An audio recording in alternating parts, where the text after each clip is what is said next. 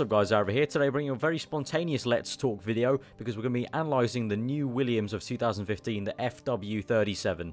So Williams have released some rendered images of their new 2015 Challenger. They've offered up some high-res pictures from the front and the side and also a rotating video. So we're going to quickly analyse what we can see from this. Obviously this will change when they go to testing.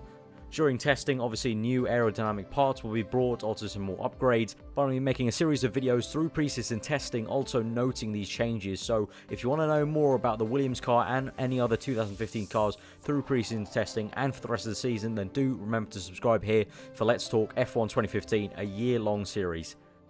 So as you can see at the front, the nose is in the same shape that was predicted by analysts, the thumb-shaped nose at the front due to the new area needed behind the little nose tip. And this is something actually I noted in the video a few days ago about the new nose regulations, so do go check that out for more information about the nose. And you can almost see where the old nose would have been almost. You can sort of draw an imaginary line and see where the old regulations would have allowed the nose to come out to. But due to this new regulation where you need the area right behind the nose tip, they've had to bring the whole nose kind of structure right to the front. You can also see that the chassis seems a bit lower, especially where the bulkhead is. It just seems a bit lower, and that's due to the new regulation as well. Williams have already been quoted saying that they found the lower bulkhead in the new regulations trickier than expected, and they had to do a lot of hard work to gain back the downforce loss from this new design. The general shape of the nose after the thumb is sort of a U shape, but this is allowed within the regulations as it merges into the front wing support pylons and isn't really a U shape of the actual nose structure, so it is legal. As you can see, the front suspension is as high as possible on that chassis, and that was also another headache for Williams, as Pat Simmons has noted. But if you see closer down at the bottom of the suspension, it seems Williams have not copied Mercedes with their Y-shaped wishbone at the bottom. Now this Mercedes Y-shaped wishbone actually aided air control and penetration, as it was a lot more sleeker design. It did have its drawbacks, as it's a lot thinner and it was an awkward angle, so they have to make it a lot stronger to withstand the stresses at the bottom of the suspension. But Mercedes in 2014 thought this was worth the risk, and many analysts have predicted that this is the way some teams will be going, copying Mercedes style. The rest of the car is designed in the same sort of manner as 2014, a sleek design for smooth aero efficiency. Williams wants some great straight line speed, which saw them get pole in Austria and allowed Bottas to stay ahead of Hamilton in Germany.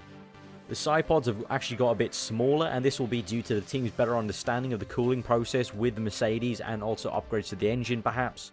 And there are no more cooling points near the roll hoop, suggesting again better understanding of the engine and the cooling it needs. Again, no rear pylon for Williams in 2015, very contrasting every other team in F1 at the moment.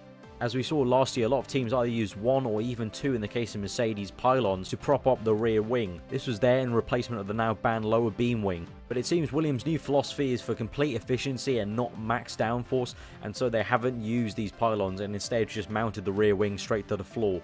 Obviously the design will change in testing, and as planned I will be bringing videos to cite any of these major aero changes in the testing period, so do subscribe if you want to know more about that. And also for the other car reveals, I will be bringing my analysis to it.